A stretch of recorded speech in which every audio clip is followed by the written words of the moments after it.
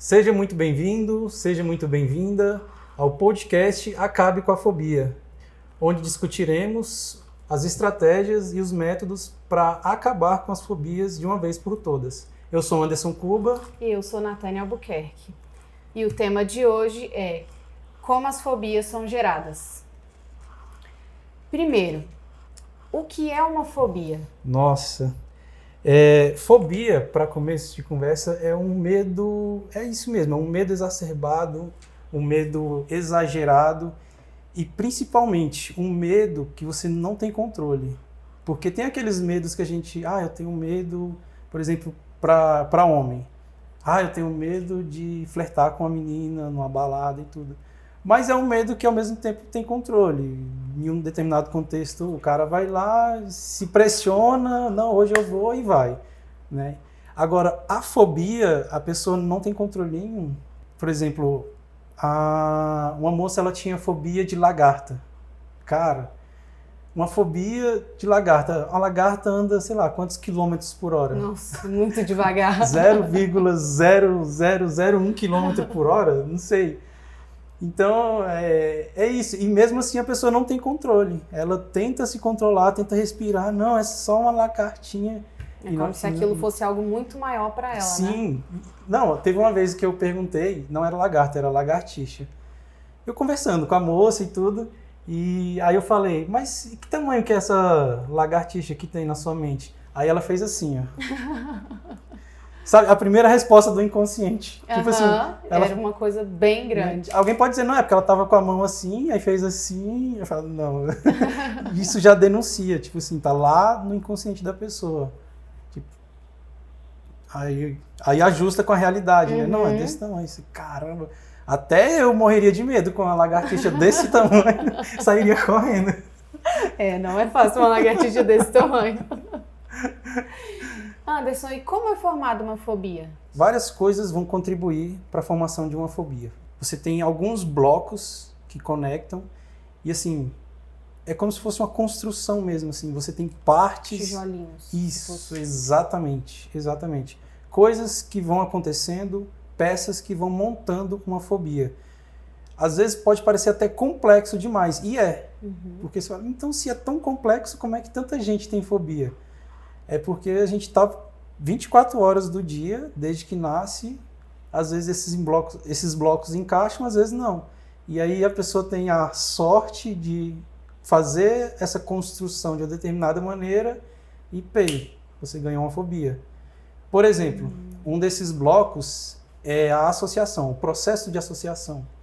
O processo de associação está presente em tudo no nosso cérebro, praticamente tudo. Ele é um dos principais meios do nosso cérebro trabalhar. Por exemplo, uma pessoa que sempre andou de carro, sempre dirigiu e de repente passa a ter fobia de carro. Aí você vai lá olhar, não, foi um dia que eu estava dirigindo e bati o carro, foi ferro retorcido, barulho de gente gritando, e o barulho... A pessoa geralmente vai descrever desse jeito.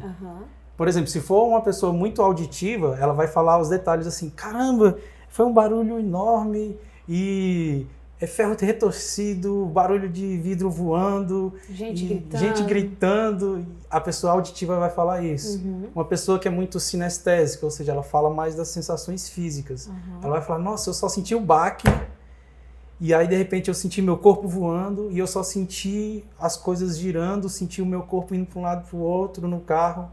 Uma pessoa visual, ela vai falar, eu só vi o mundo girando. Não sei se você já viu alguém que sofreu um acidente de carro falar desse jeito. Não, eu só vi o mundo virando de cabeça para baixo e vindo coisas no meu rosto, na minha direção.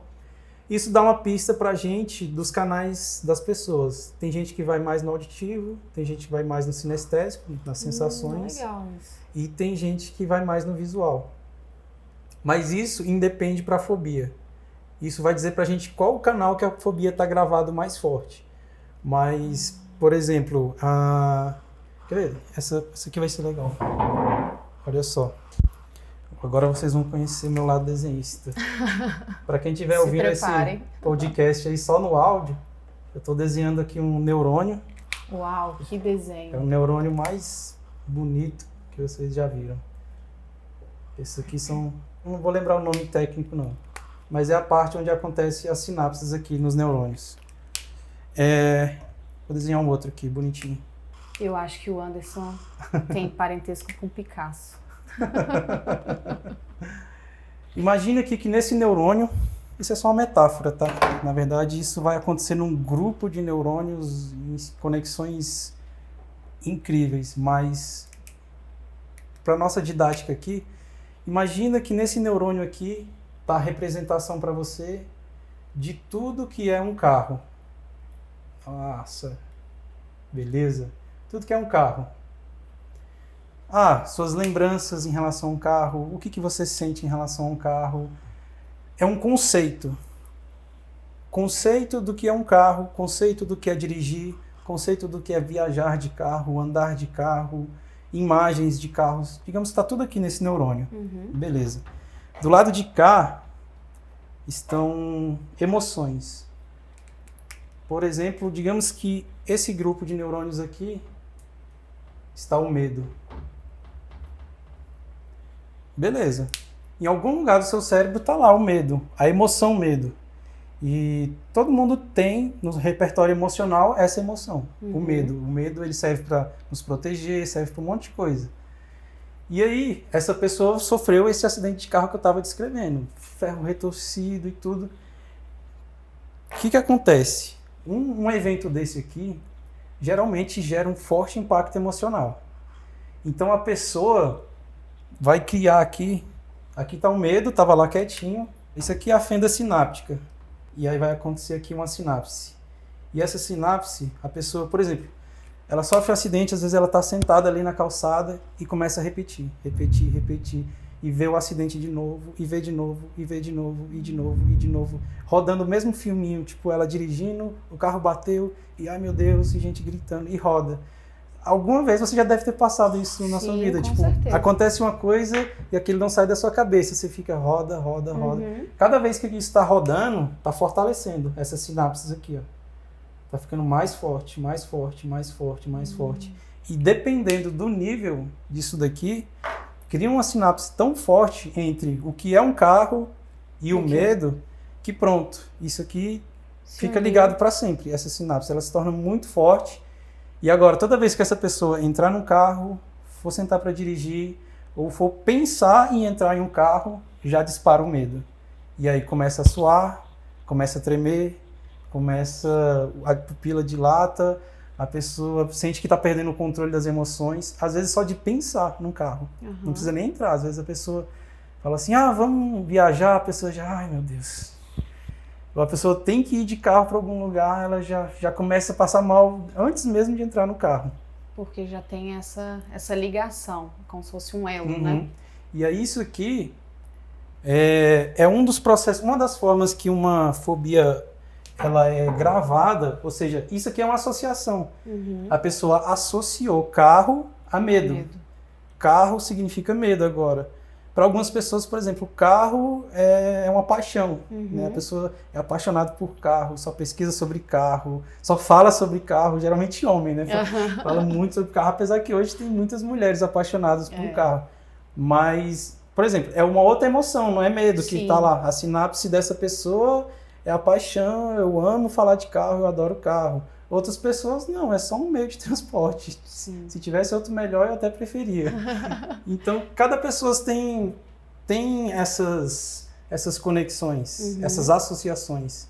E aí, quando uma pessoa cria uma associação muito forte com o medo, e aí o objeto pode ser um carro, pode ser um bicho, por exemplo, uma barata, uma aranha, lagartixa, e pode ser um contexto.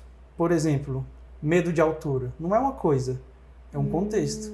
Aqui desse lado de cá, a gente vai ter esses conceitos. Conceito pode ser o conceito do que é um carro, conceito do que é estar num lugar alto, conceito do que é estar num lugar abafado, que aí gera claustrofobia, conceito de um bicho, por exemplo, aí gera as várias fobias que tem de bichos, de insetos. Enfim, tem o número de fobias é quase infinito, porque As pessoas podem gerar fobias das coisas mais estranhas e Mais bizarras. mais bizarras que a gente nem imagina. É verdade. Mas a estrutura é a mesma. A estrutura é a mesma, segue esse padrão.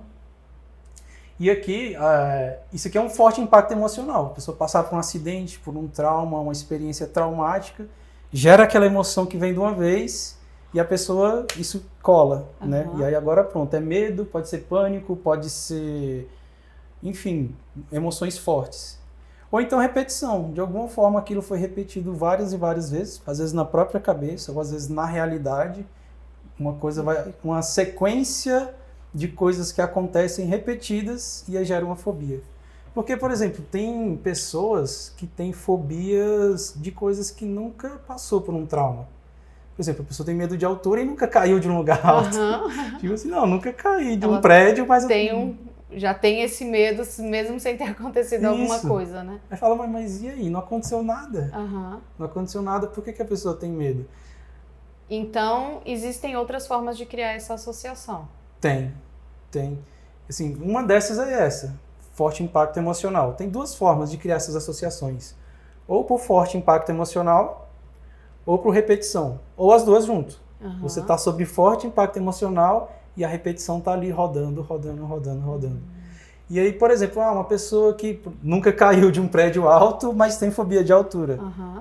Pode ser, sei lá, quando você era criança, estava vendo um filme e viu uma cena que alguém estava quase para cair de um lugar muito alto, e ou chegou a cair, enfim. E você ficou rodando, repetindo aquilo ali, ficou, sei lá, muito impactado com a cena, de repente o filme não era para sua idade, não sei. E não tem regra, às vezes uma criança do lado assiste o mesmo filme, não acontece nada. Vai muito do momento da pessoa e do que ela interpreta e coloca no modelo de mundo dela. Entendi. Então, às vezes tem 10 pessoas ali, por exemplo, no mesmo carro ali tinha 5 pessoas e só um ficou com fobia depois. Entendi. A pessoa que estava do lado, no outro dia, estava dirigindo normalmente. Então, vai como o seu cérebro interpreta a realidade. Então, existem associações que são boas pra gente e associações que são ruins. A resposta para isso é sim. Existem associações que são boas, que fazem bem pra gente, e associações que são ruins. Mas, ao mesmo tempo, a resposta é não. Não existem associações boas e nem ruins. Como assim? Como assim? Como é que pode ser as duas coisas ao mesmo tempo? E é as duas coisas ao mesmo tempo. E não depende do contexto, que geralmente fala assim, depende do contexto. Não, nesse caso não.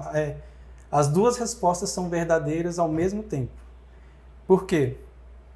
Tem coisas que a gente vai olhar, por exemplo, sem ser fobia, por exemplo, ler livro. Tem gente que fala, nossa, só de pegar no livro já me vem uma preguiça, e aí o sono, nossa, eu preciso ler, mas eu não consigo. Ou seja, a pessoa associou alguma coisa, né, ruim, ou negativa, ou uma sensação de desânimo. Aí a gente pode olhar de fora e julgar, essa é uma associação ruim, ou pelo menos uma associação desfavorável. Né? Tem outras associações que talvez sejam ruins mesmo. Por exemplo, há um ambiente. Nossa, toda vez que eu entro nesse ambiente aqui, eu me sinto mal, porque aqui aconteceu uma coisa muito ruim comigo. Sei lá, aqui foi o velório de fulano de tal, e toda vez que eu entro aqui eu lembro. Ou seja, criou uma associação. A pessoa pode julgar e falar que essa é uma associação ruim. Associações boas. Mesma coisa, leitura. Tem gente que tem paixão por ler, ama. Não, toda vez que eu sinto o cheiro do papel, nossa, eu adoro o cheiro de livro, eu passo horas lendo, porque a pessoa criou associações positivas. Associações, ela pode chamar de associações boas. Então, a gente analisando assim, colocando um olhar de julgamento, sim, se eu julgar as minhas associações, tem umas que eu gosto e acho boa, acho bom dessas associações, e tem umas outras aqui que eu não gosto muito, que eu acho que me atrapalham. E onde é que, em que lugar que não existe isso, que eu disse que ao mesmo tempo não existem associações nem boas e nem ruins no nosso inconsciente. Para nossa mente inconsciente não existe associação boa e nem ruim, só existem associações. Para ele é uma só. Para ele não tem essa qualidade, essa daqui é boa, essa é ruim. Não, o cérebro é uma máquina associativa. Ele cria associações com praticamente tudo. Ah, você criança lá, foi lá e pegou no fogão e se queimou, porque estava quente. Da próxima vez, você já vai com mais cuidado. Claro. Tipo, porque o cérebro, que associação? Opa, fogão é um negócio perigoso. Então, você não vai de novo lá meter a mão e se queimar de novo. No pra ferro de ele, passar isso daí roupa. não vai ser bom ou ruim. É eu que vou definir se isso daí é bom ou ruim. Se é me queimar ou não, vai ser bom ou ruim, né? Isso, exatamente. O cérebro, ele para cuidar da gente, ele faz essas associações. Ele não está julgando se isso é uma associação boa ou se é ruim. Ele associa. Opa, fogão é perigoso. Se queimou no ferro de passar roupa, opa, da próxima vez toma mais cuidado que esse negócio é perigoso. E uma pessoa te trata bem, te trata com cordialidade, sempre te trata com respeito. Você começa a ter o quê? Associações boas com essa pessoa. Mas lá no seu inconsciente, o seu cérebro só tá, opa, toda vez que eu encontro essa pessoa, desperta essa sensação aqui, uma sensação de prazer. Beleza, então eu vou associar. Ele não está julgando se fazer essa conexão vai ser bom ou não. Ruim. Ele só está vendo que toda vez que isso acontece, então, beleza, já aprendi. Toda vez que encontrar essa pessoa aqui é para eu sentir feliz. Então, pronto. Até que isso mude, né? Sim. Até que a pessoa te sacaneia. E se desfaz essa associação. Então, isso aí é uma questão muito legal. Como que a gente desfaz essas associações? É possível? Uau!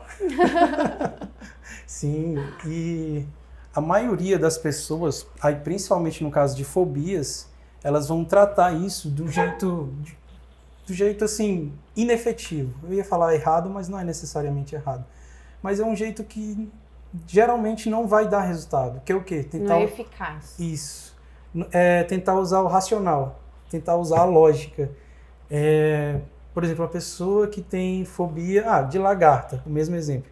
Cara, a pessoa pode falar, meu Deus do céu, é só uma lagarta. Por exemplo, se eu tivesse uma fobia de lagarta, eu ia falar comigo mesmo, Anderson, é só uma lagarta. Ela tá andando a 3 centímetros, a 1 metro por hora. Você pode sair correndo. Eu não preciso nem sair correndo, eu posso andar. Só que não adianta. Não adianta, assim, tentar usar a lógica. Deixa eu me concentrar, respira fundo. É só uma lagarta, eu não preciso ter medo. Só que na hora que aparece, o medo dispara, a associação vem com tudo, a emoção sobe, a pessoa começa a suar, começa a tremer, a garganta seca e o coração acelera e a pessoa falta o ar e a pessoa quer correr. E a lógica vai pro ralo. Então não tem, assim, infelizmente ou felizmente, porque tem outros motivos que isso é positivo, mas pelo menos para isso, infelizmente, a lógica não vai te ajudar. Tentar usar o meu raciocínio lógico, por mais que seja a pessoa mais inteligente do mundo ou a pessoa mais racional do mundo, se ela tiver uma fobia, ela pode usar o melhor da lógica dela, o melhor do raciocínio lógico. Na hora que aparecer o contexto da fobia, se for um bicho, ou se for altura, se for alguma coisa, a emoção ela é muito mais forte. E aí, não tem como. Então, assim, as pessoas tentam dessa forma. Geralmente, você vê as pessoas falando assim, você tem que enfrentar os seus medos. Eu não recomendo a pessoa enfrentar uma fobia dela, não recomendo mesmo. Não recomendo desse jeito, né? Tipo, só na cara e na coragem e vou usar o meu pensamento lógico. Se a pessoa já passou por várias situações e viu que não tem controle, eu não recomendo isso. Tipo, não, você tem que enfrentar os seus medos. Você tem que ser corajoso. A grande chance é que a pessoa reforce ainda mais a fobia, tentando enfrentar. Por exemplo, uma pessoa que, não sei, tem medo, fobia de cobra. Eu vou lá no zoológico e vou tentar, e a pessoa, sei lá, às vezes tem uma crise de fobia no meio de várias outras pessoas, aí passa vergonha, passa por constrangimento. Que vai ser bem pior. E aí a pessoa vai ter mais uma memória para confirmar o medo dela de que isso, ela vai reforçar mais uma vez aquela sinapse ali. De que o elo vai ficar mais forte. Vai ficar ainda mais forte. Então essa coisa de que você tem que enfrentar os seus medos, para fobia eu não recomendo tanto. A não ser que você não tenha tanta certeza se isso é uma fobia ou não. Enfim, mas se você já passou por vários episódios, você se conhece que naquele contexto você perde o controle, eu não recomendo. Porque não funciona. A pessoa tenta usar a lógica, tenta usar o raciocínio E na hora H a emoção sobe, Muito vai mal. lá em cima e não tem como. Então, assim, usar o raciocínio lógico não vai funcionar. Então, como nós podemos usar essas associações ao nosso favor? Aí que é a chave do negócio. A gente faz um processo como se fosse uma engenharia reversa. Você está tentando derrubar uma parede. Aí você pega um martelo e está batendo, quebrando tijolo por tijolo, quebra um, quebra outro. De repente chega alguém, não. Pega aqui, ó, e acerta uma marretada bem forte, bem aqui, ó. Na hora que você acerta, aí bum, a parede cai. Você fala, caramba, parece mágica. Uhum. Aí você vai ver, não, foi a pessoa que construiu a parede. Então ela sabe exatamente onde bater. Fala, não, se você quebrar aqui, vai cair a parede inteira. Você não precisa quebrar tijolo por tijolo. Já passou por alguma situação assim que você tá ali, sei lá, tentando apertar uma coisa, tentando encaixar. Você tá lá sofrendo, suando, 4 horas tentando encaixar o negócio lá. E a pessoa, não, ó, é jeito. Ó, você pega aqui e pronto. Às vezes você até para e fala assim, não acredito que eu perdi tanto tempo e era só isso. Exatamente, porque geralmente é alguém que participou do projeto ou da construção daquilo, ou montou aquilo desde o começo. Então, quando você monta alguma coisa ou constrói, para essa pessoa desconstruir isso é muito mais fácil. E é isso que a gente faz com a fobia. Alguém que conhece os blocos, onde o que está na base, o que funciona, como que a fobia é construída. Se você aprender a construir uma fobia, para você desconstruir ela, às vezes é só tirar um bloco e o resto desmoronou, bem ao chão. Às vezes um bloco, um detalhe, um botão que você aperta ali e a fobia desmorona, ela perde a sustentação e ela não tem mais aquela base que sustentava ela. Um dos blocos foi o que a gente trabalhou hoje. Um desses blocos, quem sabe talvez o principal deles, é a associação, o processo de associação. Aí alguém um dia se perguntou, tá, mas se a pessoa fica repetindo e criando associação, e se eu começar a rodar isso agora ao contrário? E eu repetir, só que agora voltando. Já tá entendendo onde eu quero chegar, né? Sim, claro. É muito legal, porque, por exemplo, a pessoa tem lá o filmezinho do carrinho, que ela repetiu várias vezes do acidente de carro, carrinho. E aí, a gente parte da técnica, é isso. Criar uma desassociação. Pega o mesmo filme lá do acidente de carro, pega o final do filme. Foi assim a sequência. Eu tava andando de carro, dirigindo, bateu, foi toda aquela situação traumática e tal, e depois eu tava sentado na beira do asfalto chorando. Beleza, pega esse filme, repassa ele na sua cabeça agora assim, ó, rebobinando. Dirigindo, o carro tá voltando, o carro tá amassado, ele volta e fica inteiro de novo. Igual aqueles vídeos mesmo que a gente dá o play ao contrário, o filme, as coisas vão acontecendo ao contrário, a voz fica... Passa o filme na sua cabeça desse jeito. Você tá fazendo o mesmo processo, repetindo, só que ao contrário. E aí, volta uma vez, agora pega de novo, passa ao contrário de novo, só que agora mais rápido. Faz isso mais uma vez. De novo, 7 vezes. Faz isso 7 vezes, essa associação vai começar a soltar, a enfraquecer. Inclusive, se alguém quiser tentar fazer isso, eu não aconselho já pegar de cara uma fobia. Pega por exemplo, uma lembrança ruim que você tem. Tipo, não é uma fobia, eu consigo lembrar disso sem chorar, sem entrar em pânico, mas é uma coisa que toda vez que eu lembro, nossa, toda vez... Dá uma incomodada. Nossa, que coisa chata que aconteceu, sabe? Pega uma memória dessa. Beleza, é mais para um teste, pra gente brincar de aprender essa técnica. Sim. Pega essa memória, tipo, um dia que, sei lá, fui passado para trás, me deram um calote. O cara me ofereceu uma coisa, eu entreguei o dinheiro, depois fiquei tentando ligar para ele e nunca mais me atendeu. Na hora que eu percebi que a pessoa não tá mais me atendendo, puta, não acredito que eu... Levei um calote. Né? Caí nessa. É aquela situação que não é um trauma e tal, mas toda vez que você lembra, você fica puto. E aí, beleza, pega uma memória dessa, repassa ela. Eu conheci essa pessoa e tal, a gente fez a negociação, paguei e a pessoa sumiu. Na hora que eu percebi que eu tinha levado um calote, fiquei bravo pra caramba, me senti mal, me senti um trouxa e tal, e acabou a história. Pega essa história e roda ela ao contrário 7 vezes, e a cada vez que você rodar ao contrário, tudo acontecendo ao contrário, vai mais rápido. A primeira vez vai ser a segunda vez a terceira vez até virar só um flash. A história passou. Faz isso. Isso é ótimo, porque às vezes tem umas memórias que a gente lembra e a gente fica, caralho, puta merda e tal. A gente fica até meio triste, né, com algumas memórias. O dia que surge uma dessa, pega e faz isso. Passa o filmezinho ao contrário, rebobina várias vezes. 7 vezes. Aí faz o teste. Pega e conta essa história pra alguém. Muito provavelmente você vai conseguir até dar risada. Sabe aquelas pessoas que acontece uma coisa ruim, aí passa um tempo, consegue contar a história dando risada? Uhum. É isso. É que a pessoa talvez internamente faz isso, sem saber o que está fazendo. Sem ter a consciência disso. Uhum. E aí ameniza. Né? Não é que vai apagar a memória, a pessoa lembra. Uhum. Ela lembra lá que sofreu um calote, lembra lá que sofreu um acidente. Mas a emoção abaixa. O impacto é bem menor.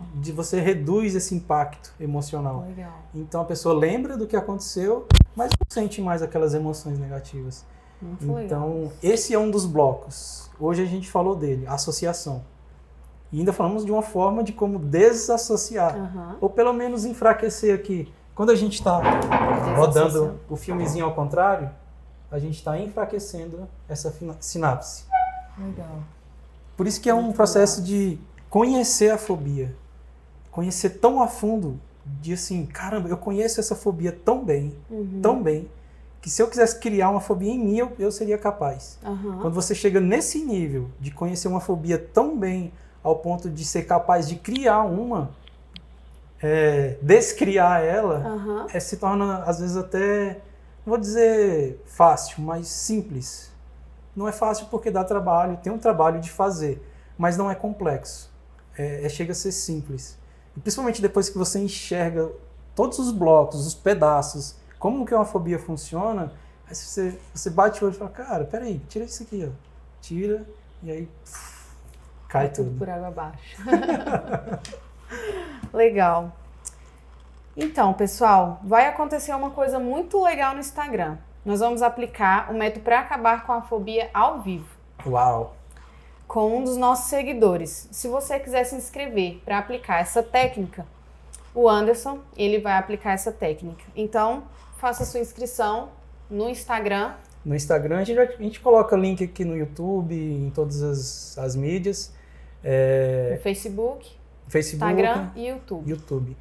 E, principal, segue a gente lá no Instagram, porque é lá no Instagram que vai estar ocorrendo a gente vai acabar com as fobias ao vivo. A gente vai pegar alguém da audiência e vai acabar, pode ser você. Então segue a gente lá, que aí você vai estar sabendo como se inscrever para poder participar, ter a chance de curar a sua fobia. Exatamente. Toda semana vai ter um vídeo novo no canal. Então se inscreve, segue, compartilha. Se você conhece alguém que tem uma fobia, pode se inscrever que eu garanto. Então é isso. Semana que vem tem mais podcast, toda semana na verdade, então se inscreve aqui que a gente vai estar aqui toda semana falando sobre como acabar com as fobias.